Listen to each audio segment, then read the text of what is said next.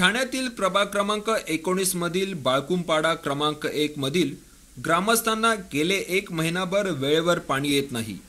पाण्याला येणारा घाणेरडा वास, गढूळ पाणी, पाण्यात येणारे मासे तर कधी कधी खूपच कमी दाबाच्या प्रवाहाने पाणी येत असल्यामुळे येथील नागरिक त्रस्त झाले आहेत।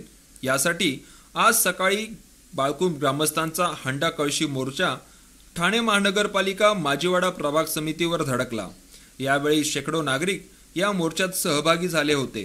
घरामध्ये पिण्यासाठी पाणी, अंघोळीसाठी पाणी, शौचालयासाठी पाणी व कपडे धुण्यासाठी पाणी मिळत नाही अशी कैफियत यांनी महानगरपालिका अधिकाऱ्यांना सांगितली व त्वरित याचे निवारण करण्यासाठी एक निवेदनही दिले।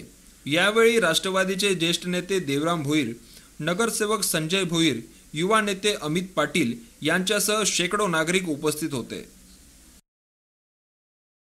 आमच्या इकडे झाले काही दिवस झाले पाणी येत नाही। मी वारंवार तक्रार केली। ऍक्च्युअली मी तुम्हाला मीडियाला पण फोटो दाखवतो, पाणी इतका खराब येतोय।